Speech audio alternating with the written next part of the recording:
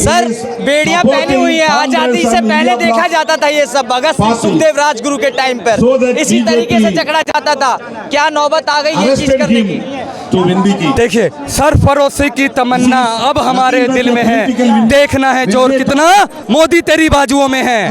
पहले भी ये बेड़ियां होती थी, भगत सिंह, राजगुरु, सुखदेव, बिस्मिल्लाह खान और भी बहुत से क्रांतिकारी साथी थे, उन्होंने आजादी की लड़ाई लड़ी थी। पहले लड़े थे गोरों से और अब की लड़ेंगे चोरों से।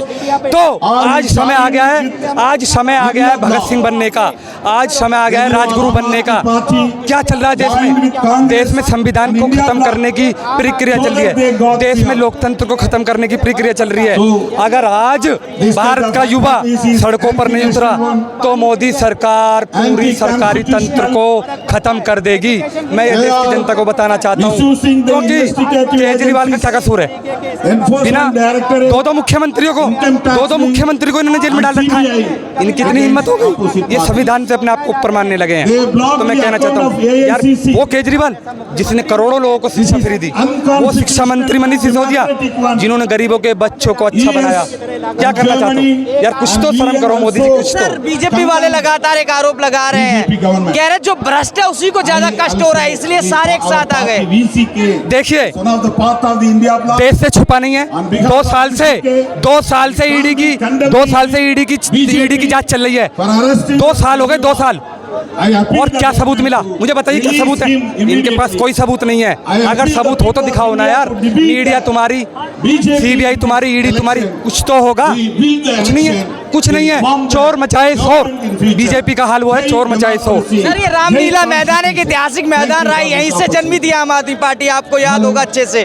काफी जुझारू कार्यकर्ता हो, लेकिन सर बीजेपी एक आरोप लगा रही है, इसी रामलीला मैदान से कांग्रेस को कोसते थे, बड़ी बड़ी फाइलें दिखाते थे, आज कांग्रेस की गोदी में जाकर बैठ गए। देखिए, और हम उनका स्वागत ये कांग्रेस की गोदी में बैठने का समय नहीं है। इस दौरान मैं कह रहा हूँ ये कांग्रेस को बचाने का भी समय नहीं है, ये आपस में एक दूसरे को कोसने का समय नहीं है।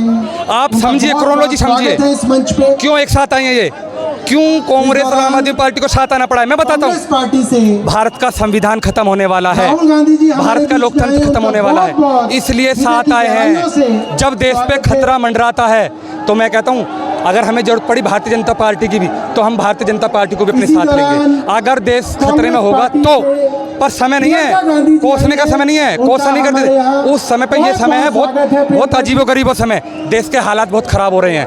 देश की शिक्षा खत्म, देश का रोजगार खत्म, देश में कंपनियां खत्म, यानी देश का बेड़ा गर्क।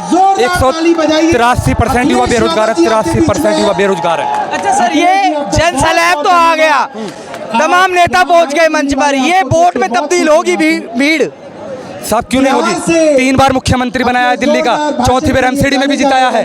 तो मैं मुख्यमंत्री बना देते, केंद्र का चुनाव आता है। देखिए, आम आदमी पार्टी का खाली दिल्ली में वर्चस्व नहीं है, अब आम आदमी पार्टी का पूरे देश में, भारत की राजनीति में दूसरा नाम आता है अब अरविंद केजरीवाल जी का। तो अरविंद केजरीवाल आंधी है, झुकने वाली नहीं है। लड़ेंगे, जीतेंगे, कह देना भक्तों से, डरने वाले नहीं है, लड़ने वाले हैं, लड़ेंगे, जीतेंगे।